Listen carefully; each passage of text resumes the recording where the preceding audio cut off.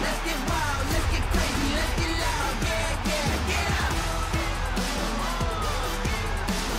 They gon' watch me shine, they gon' watch me shine. Get up. Vous êtes dans le temps additionnel de Crédit Suisse Super League. 2 rencontres étaient au programme ce soir. Nous les avons suivies avec Thibert Pont et Alain Rochard. Rebonsoir messieurs. Bonsoir. Je vous propose d'aller très vite au stade, très vite au Letzigrund, puisque le Servette FC s'y est imposé 3-2. On a une interview de Boubacar Fofana tout de suite. Bah oui, Michael Bugnon, retour au Letzigrund, nous sommes en direct, Servette vient de gagner, ça fait du bien, match qui a été compliqué, particulièrement pour les attaquants, il n'y avait pas beaucoup de situations pour vous, Boubacar Fofana, ce soir. C'est vrai qu'en première mi-temps, le match était un peu fermé. Il y avait un bloc de Grasshopper qui était bien compact, bien derrière. Je pense qu'il nous attendait dans ce registre-là. Ça a été compliqué, il n'y avait pas beaucoup d'espace. Après, on s'est parlé à la mi-temps pour essayer de faire quelques ajustements, essayer de trouver la faille en deuxième mi-temps et c'est ce qu'on a réussi à faire. Il y a eu ces 10 minutes de folie. Pour vous, vous devenez le meilleur buteur. Alors ça, c'est anecdotique du Servette, mais surtout, on a apprécié votre attitude sur le penalty. Vous n'avez pas hésité, vous êtes allé prendre le ballon, vous étiez sûr de vous-même. Ça sent la confiance aussi de vos coéquipiers qui se sont effacés. Oui, c'est ça. Je pense que c'est de la confiance. Après, je sors d'une année compliquée où j'ai pas joué parce que j'avais une grave blessure au genou. C'est des moments auxquels j'ai pensé pendant longtemps et j'y ai repensé pendant le penalty. Et c'est de la détermination que j'essaye de transmettre sur le terrain pour aider mes coéquipiers. Mais comme je vous ai dit, le plus important, c'est qu'on ait ramené les 3 points aujourd'hui. Et surtout, vous consolidez votre 2e place. De quoi passer aussi les prochaines heures ensemble, puisque vous allez rester en Suisse allemande avant d'aller à Sagal de la meilleure des manières. Ça va encore souder plus le groupe. Oui, c'est ça exactement. C'est sûr que la victoire amène encore plus de bonne humeur, plus de dynamique.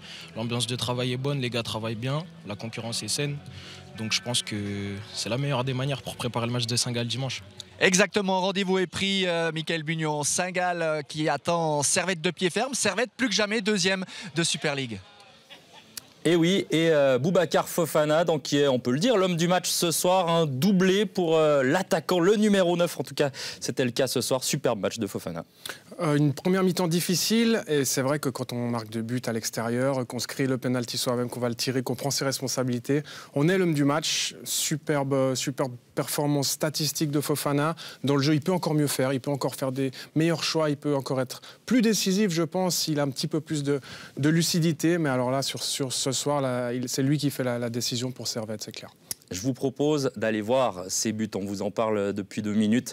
On va rentrer dans la 2e mi-temps tout de suite avec le premier goal marqué par Boubacar Fofana à la 56e minute de jeu. Là, honnêtement, la frappe, elle est splendide, mais il y a une erreur défensive, clairement. Clairement, il n'y a pas de danger. Il essaie de relancer l'attaque alors qu'il est dans ses propres 16 mètres. Il remet en jeu l'attaquant servettien, donc la prise de risque c'est magnifique, hein, une touche, il ne se pose pas de questions, la frappe est belle, mais c'est à mettre au crédit d'une erreur défensive de Grasshopper. On a vu un but de Fofana, on va bientôt voir le 2e, mais d'abord on retourne au Letzigrund puisqu'on a du direct avec Giotto Morandi cette fois-ci. Oui, tout à fait, Michael, et c'est gentil de ne pas faire attendre trop les joueurs. Il ne fait pas encore trop froid, hein, Giotto Morandi, mais enfin voilà, place aux joueurs. Vous avez le sourire, mais malgré tout, c'est quand même une soirée frustrante pour Grasshopper.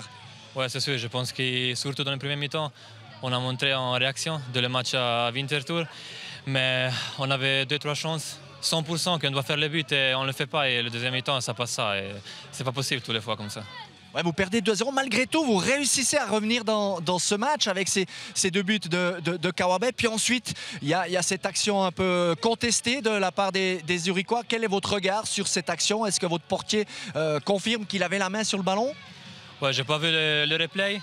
On va voir après. Mais je pense que si c'est faute ou si c'est pas faute, on doit gagner les duels avant. Et c'est en faute de toute l'équipe. C'est sûr ça. Et on doit faire plus, c'est sûr. Ça fait le 5e match consécutif, hein, quand même en championnat que vous ne gagnez plus. Qu'est-ce qui ne tourne plus rond selon vous?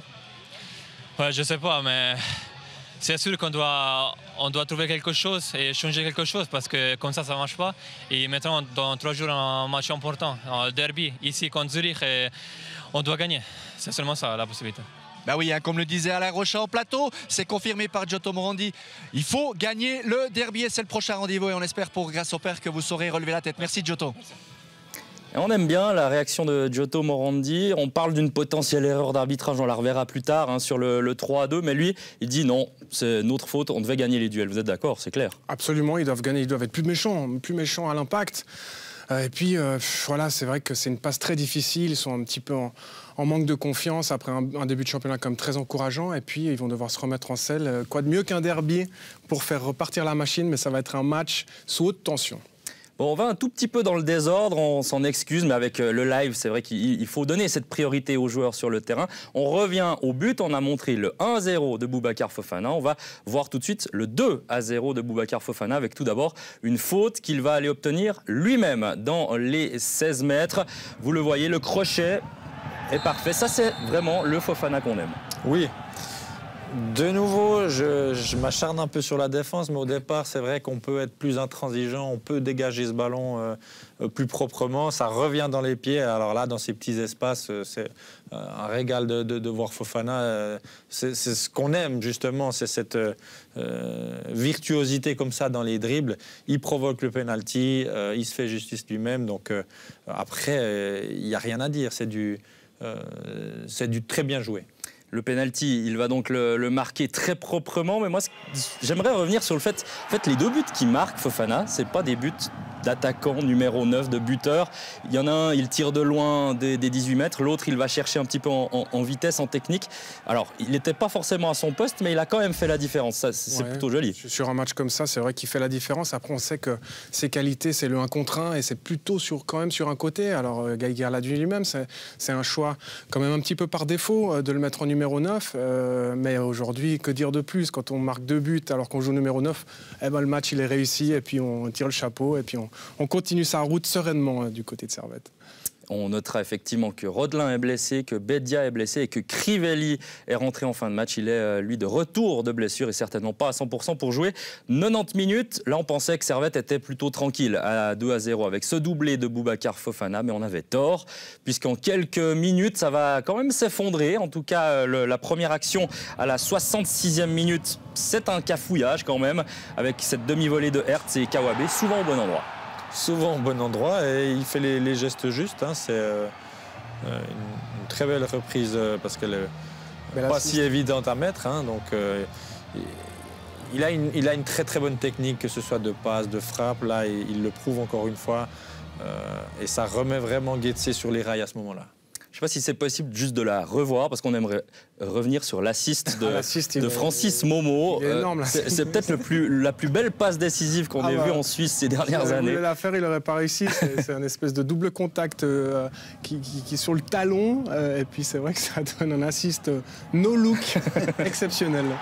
Ouais, alors, en tout cas, Kawabe au bon endroit, Momo au bon endroit aussi. Il était rentré en cours de jeu. Les changements de Contini auront été plutôt bons, en tout cas à ce moment-là du match. Là, il n'y a clairement rien à faire pour Jérémy Frick sur cette action. On revoit la toute fin de l'action d'un excellent Kawabe. Honnêtement, le Japonais aura été très bon dans cette deuxième mi-temps. Et d'ailleurs, 72e minute, c'est-à-dire 6 minutes après ce goal que l'on vient de voir, eh bien, il va y aller de son doublé, tout simplement. Et là, c'est pas la finition qui est forcément fantastique, c'est la prise de balle. La prise de balle en pleine course. Contini avait, tout de suite après le 2-0, a fait 3 changements offensifs directement. Et là, on a senti un nouveau souffle du côté de Grasshopper. Et juste après la réduction du score, il y a cet élan du côté de Grasshopper. Et il reçoit une passe quand même assez vive qu'il est capable de très bien contrôler. Et comme il est en confiance, la finition est très bonne aussi. On le verra après, il y a eu des très beaux arrêts de Jérémy Frick en première période. Là, quand on prend un ballon entre les jambes, alors je ne dis pas qu'il est fautif, mais c'est jamais très bon pour un gardien de se la prendre entre les jambes. Non, c'est sûr. Après, c'est une frappe qui est très puissante, rater. Et puis c'est toujours une solution, il ne faut jamais l'oublier pour le joueur qui se présente devant le gardien, entre les jambes. Très difficile à négocier. Donc oui, alors, mais il a été tellement de fois décisif, Jérémy Frick. On va lui pardonner cette mini-erreur. Alors, moi, je ne suis pas un spécialiste des gardiens, mais je ne pense pas que ce but lui soit imputable. Il aura son moment de gloire dans quelques instants. On va remontrer un ou deux de ses arrêts à Jérémy Frick, ne vous inquiétez pas. Mais tout d'abord, le but vainqueur du Servette FC, marqué à la 77e minute de jeu. Là, c'est clairement un cafouillage. Pas de faute sur Hamel, en tout cas selon les arbitres. Et au final, les Servettiens qui se sont vraiment bien battus. Oui, ils ont toujours un temps d'avance, hein, ils en veulent plus. Il y a un peu des spectateurs bleus et blancs, donc ils sont allés le chercher. C'est vraiment ça, après l'égalisation. Ils ont vu qu'il y avait cette possibilité, ils sont allés gratter ce ballon pour la mettre au fond. Ils ont été récompensés de leur grinta. C'est vrai qu'au contraire, on entendait avant Giotto Morandi qui nous disait on n'a pas gagné ces duels importants à 2-2. Là, sur cette action, 3 duels, 3 perdus, ça finit au fond, c'est logique. C'est logique. T'es à 8 mètres de tes goals, tu as plusieurs possibilités d'écarter le danger, tu ne le fais pas, t'es puni. Caractère sur cette action, mais caractère clairement du Servette FC sur l'ensemble de cette rencontre, surtout sur cette deuxième mi-temps. On est d'accord? Absolument, absolument, parce que c'est très difficile de se faire remonter au score comme ça. Quand on mène 2-0, le momentum, il est du côté de l'adversaire. Et puis après, comment on réagit? On les a vus un petit peu hésitants. Est-ce qu'on va chercher ces 3 points ou est-ce qu'on part quand même avec un point qui n'est jamais un mauvais point à l'extérieur? Donc, ils ont profité de la seule incursion vraiment réelle après l'égalisation de Guetze. Et c'est vraiment la grinta, comme l'a dit Alain. Ça, c'est un but qu'il faut montrer pour la mentalité, pour la volonté de gagner les duels dans les 16 mètres. Et c'est sur l'autre match, sur un autre match, comme celui de Bâle, par exemple, c'est aussi ça la différence. C'est qu'ils veulent vraiment la mettre au fond. Voilà. Et ça finit par 3 buts marqués donc par le Servette FC contre 2 pour Grasshopper. Il y aurait pu en avoir plus pour Guetze s'il n'y avait pas eu Jérémy Frick dans la cage. On va revenir en arrière dans le temps puisqu'en première mi-temps, Guetze s'est créé plusieurs occasions de but. La première, vous l'avez à l'image, à la 13e minute. Ça s'est enchaîné en fait sur 2 minutes de jeu et Jérémy Frick était présent face à Dadashov 2 fois. Oui, très, très présent sur sa ligne. Là, c'est vraiment le temps fort de Grasshopper. Morandi l'a dit à l'interview, c'est en première mi-temps qu'ils auraient dû faire la différence parce que c'est eux vraiment qui ont eu les meilleures chances. Mais malheureusement pour eux, le gardien en face était bien présent et un peu de maladresse aussi, un peu de malchance aussi, comme on le voit là. Exactement. Un peu tout ça qui font qu'ils n'ont pas réussi à prendre l'avantage. Et qui sait peut-être la tournure du match si Grasshopper avait pu prendre l'avantage en première mi-temps. Ce poteau de Kawabe, le double buteur, donc, qui était dans tous les bons coups. Et là, on voit encore une action en début de deuxième mi-temps signée Dadashov à la limite du hors-jeu. Et encore une fois, Dadashov Frick. Et là, c'est 3-0 pour Frick. Encore un duel gagné par Jérémy contre Dadashov. Il l'a passé sous les ténoirs. Ça a été une soirée très compliquée pour Dadashov. On l'a vu, il était très très énervé au moment de sortir. Mais il peut s'en prendre qu'à lui-même. Honnêtement, quand on a 3 occasions grosses comme ça et qu'on est avant-centre, il faut en mettre au moins une au fond. Et puis quand c'est à 0-0, effectivement, le match peut prendre une toute autre tournure si on mène 1-0. La confiance aussi, on en parlait en avant-match. C'est vrai que Dadashov, sur ces 3 actions, il y en a au moins une qui doit finir au fond. Oui. Frick ou pas. Oui, mais de nouveau, une série négative, le doute qui s'installe un peu dans la tête, on réfléchit trop, on se dit, mais là, il faut vraiment que ça tourne en notre faveur. Et c'est toutes ces petites hésitations qui font que la réussite nous fuit. Et à la fin, tu pars avec 0 point. Est-ce que, si je reviens sur Servette, c'est peut-être le genre de match, alors je ne dis pas que le début de saison était manqué, de loin pas, Servette était 2e, mais c'est ce genre de match aussi qui peut vraiment lancer complètement une saison avec 3 buts marqués, on se fait reprendre au score, on arrive quand même à gagner le match, ça peut vraiment lancer quelque chose? La saison était lancée, il fallait la consolider, la valider quelque part sur un match où on va chercher à la grinta à l'extérieur. Maintenant, il manque le vrai match référence où on gagne 3-4-0 à la Praille. Alors ça, on n'a pas encore eu. Mais que dire de Servette? 2e, ils ont fait le trou. Maintenant, par rapport à leurs poursuivants, c'est un début de saison qui est exceptionnel. Je le redis, pour une équipe qui vient de Challenge League il y a 3-4 ans, c'est vraiment exceptionnel, la stabilité dans ce club qu'il y a actuellement, et puis la stabilité dans les résultats aussi, avec quand même passablement de changements, passablement d'arrivées, passablement de départs. On a cru qu'ils n'allaient pas être compensés, et puis sur la fin de mercato, les Kuteza, les Crivelli qui arrivent pour donner un petit peu d'allant offensif. Ça va payer sur la longueur. Si Crivelli et si Bedia reviennent en forme, Servette peut vraiment avoir de belles ambitions dans ce championnat. Servette 3, Getse 2. Donc à la fin de cette rencontre, vous avez parlé du classement. On va le revoir en fin d'émission pour voir effectivement que Servette est bien installé à cette deuxième position. Mais avant, on a un autre match à aller regarder. Enfin, pour autant qu'il se soit passé des choses. Puisque, alors oui, on a quelque chose à vous montrer à la 11e minute, mais ce n'est pas une action de but. Regardez plutôt, c'est un carton rouge qui va être distribué à l'encontre de l'attaquant de pointe Santini, l'attaquant du FC Zurich. Un coude mal placé là sur la tête de Burger, c'est rouge. Oui, mal placé. Moi, je trouve que le geste, il est quand même tout à fait pas naturel. Donc, pour moi, il n'y a pas d'autre choix que de l'expulser. Et c'est dommage parce qu'à ce moment-là, ça flingue un peu le classiqueur, qu'on avait déjà un peu peur qu'il ne soit pas au niveau des attentes, tant au niveau de l'euphorie du public. Si en plus de ça, sur le terrain, il n'y avait pas la qualité pour qu'on puisse s'emballer un peu. C'est vrai que Zurich, en tant que lanterne rouge, a bétonné derrière, a fait avec les armes finalement beaucoup de solidarité, beaucoup d'abnégation. Donc ça, on ne peut pas leur reprocher, mais à un de moins, c'est Bâle qui a essayé de faire le jeu, mais avec les limites qu'on leur connaît actuellement, ça a débouché quand même sur un match assez pauvre. C'est vrai que quand on est dans une position comme l'est actuellement le FC Zurich, prendre un carton rouge après 11 minutes de jeu dans le classiqueur, c'est quand même encore se tirer une balle dans le pied.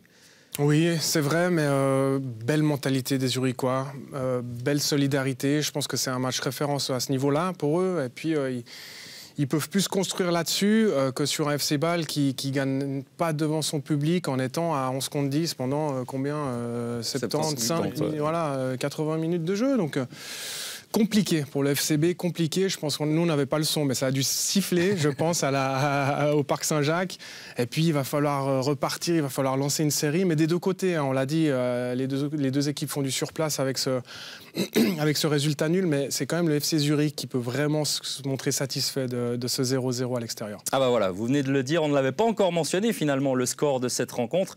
0-0 entre Bâlois et Zurichois. Au vu de la physionomie du match, au vu de ce rouge, c'est un score qui va certainement enchanter le FCZ, peut-être pas avant le match, mais là en tout cas ils sont plutôt contents. Par contre Bâle, on regardait quand même d'un œil, sans idée, sans solution. Que faire ? Je sais pas que faire.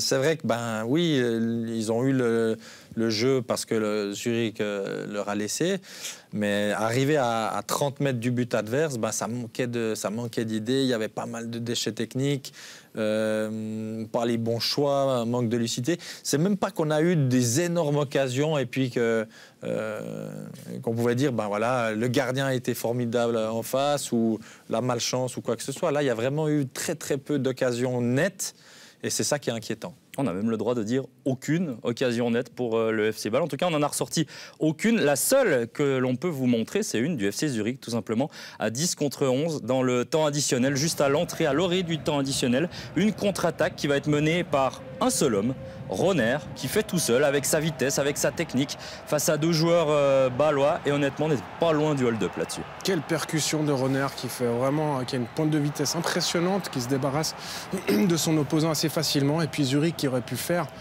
le coup de la journée en prenant 3 points au Parc Saint-Jacques alors qu'ils sont à 10 contre 11 presque tout le match. Donc ça aurait été fabuleux pour l'FCZ, mais Hirtz s'est interposé. Et vous le voyez, Bo Henriksson, vous le reconnaissez peut-être pas de dos et sous sa veste, mais en tout cas il était déçu sur cette fin de rencontre. Il est rentré en tribune puisque juste après la fin de la première mi-temps, vers la 45e minute, il a été renvoyé en tribune par l'arbitre Lukas Fendrich suite à des réclamations après une faute non signalée selon lui sur Krasniqi.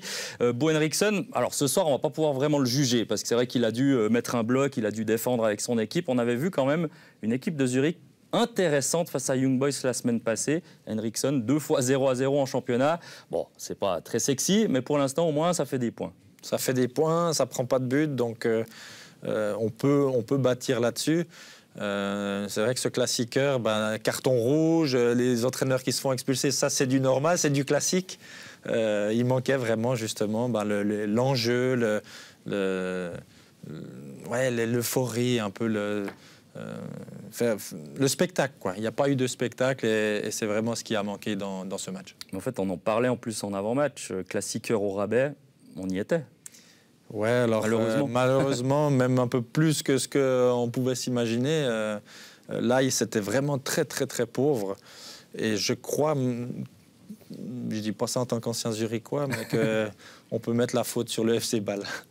Est-ce qu'on peut croire sur... Alors, ce qu'on a vu au niveau combativité ce soir, ce qu'on a vu contre IB qui était correct, on enlève le match d'Eindhoven pour la première d'Henriksen. Est-ce qu'on peut croire à un FC Zurich qui remonte ? Oui, car ils prennent plus de buts. Alors ça, c'est une très bonne nouvelle pour le FCZ parce qu'on l'a vu. Ce qui a fait la différence sur le FC Winterthur, qui est le premier concurrent du FCZ actuellement, c'est qu'ils prennent plus de buts. Ils rentrent plus à la maison avec 3-4 buts dans les valises. Et puis ça leur permet de voyager. Et puis des fois, un but, 1-0, on prend les 3 points et puis on continue le championnat un tout petit peu plus sereinement. Donc là, je pense qu'effectivement, l'entraîneur peut bâtir là-dessus et puis viendra le temps où il va falloir commencer à en marquer, mais déjà de plus en prendre, c'est un très bon pas en avant pour le FC. Surtout contre Bâle et IB. Absolument. C'est quand même 2 équipes en face qui sont censées avoir du potentiel offensif, donc de ne pas prendre de but contre ces équipes-là, c'est encourageant. Faire des points. Avant aussi la Coupe du Monde, on sait qu'il y aura une grande pause. Là, pour Zurich, il ne faudrait pas rester quand même à 6-7 points du premier non relégable, même si on sait que la 10e place n'est pas relégable immédiatement. Mais 6 points sur Winterthur, 7 sur les autres. Il faudrait quand même revenir avant cette Coupe du Monde, avant la pause, pour être un peu plus calme. Ah oui, là, c'est le dernier moment. Là. Il n'y a toujours pas de victoire. Il y a ces quelques matchs encore à venir où tous les points sont bons à prendre. Donc, ils doivent aller chercher cette première victoire avant la trêve pour ne pas être complètement décrochés, parce que ce n'est pas exclu que Winterthur fasse encore 1 ou 2 points dans la forme dans laquelle il se trouve actuellement. Donc, c'est obligatoire du côté de Zurich. Je vous propose de récapituler ce qu'il s'est passé durant cette 12e journée de Crédit Suisse Super League. On vous a parlé des 2 matchs de ce soir, mais il y avait d'autres rencontres qui ont eu lieu mardi et mercredi avec... Le voici, ce tableau, avec la victoire de Winterthur contre le FC Sion sur le score de 1-0. 4-1 pour IB à Lugano, 3-3 entre Lucerne et Saint-Gall, 3-2, on l'a vu pour Servette contre Zurich. Et donc ce 0-0 entre Bâle et Zurich. On vous a parlé du classement, le voici. IB largement en tête et Servette qui prend un petit matelas sur la suite du classement. Sion, Saint-Gall, Lugano, Bâle et Getse qui suivent, et donc Zurich tout en bas de ce tableau. Il y a un autre match qui intéressait le FC Zurich, enfin d'un œil, puisque les 2 premières places du classement en Europa League ne sont plus vraiment disponibles, ne sont plus possibles pour ce FC Zurich. Il y avait un match Arsenal-PSV Eindhoven dans leur pool d'Europa League tout de même ce soir. Il y a eu un seul goal, celui-ci, et ça nous fait plaisir à quelques semaines de la Coupe du Monde. Granit Xhaka qui marque pour Arsenal. Oui, Granit qui est dans la forme de sa carrière, je dirais. Il a mis un petit post sur les réseaux sociaux juste après le match. J'ai marqué du droit le but de la victoire. Même lui n'en revient pas. Non, mais il est dans une forme étincelante, Xhaka. C'est vraiment de bon augure pour l'équipe de Suisse. Arsenal qui continuera donc son chemin dans cette Europa League avec cette nouvelle victoire. 12 points en 4 matchs, le carton plein. Le PSV et Bodø Glimt qui devraient se jouer la 2e place, même si Zurich n'est pas encore éliminé complètement. J'aimerais juste avoir votre avis, Alain Rocha, là-dessus. Zurich peut encore y croire. Il faudrait battre Bodø Glimt et ensuite faire au minimum un point contre Arsenal. Oui, c'est possible. Bien sûr qu'ils doivent y croire. C'est vrai que ça fait un peu mal aux yeux, là, ce classement, les buts encaissés, le nombre de points, mais c'est aussi comme ça qu'on apprend. On sait qu'avec tout ce qui s'est passé du côté de Zurich depuis le titre, le contingent, c'est pas forcément celui pour pouvoir jouer sur 2 tableaux, être compétitif sur 2 tableaux. Donc, voilà, mais une victoire, de nouveau, ça va prendre un déclic, une victoire, que ce soit en championnat ou en Coupe d'Europe, et la machine peut se relancer rapidement. On a parlé Super League, on a parlé Europa League. Le temps pour moi de vous dire que demain, il y aura un match de Challenge League encore entre le Lausanne Sport et le FC Thun. Quant à la Super League, vous avez rendez-vous samedi dès 18h avec Vincent Rigolet pour 2 rencontres, dont Young Boys Sion. Merci à vous de nous avoir suivis pour ces rencontres ce soir. Merci Alain, merci Thibert également. Bonne rentrée dans vos foyers et on se retrouve pour de la suite du football sur Blue Sport. Bye bye.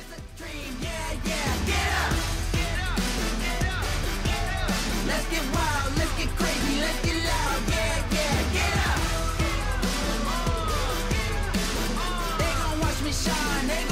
shine.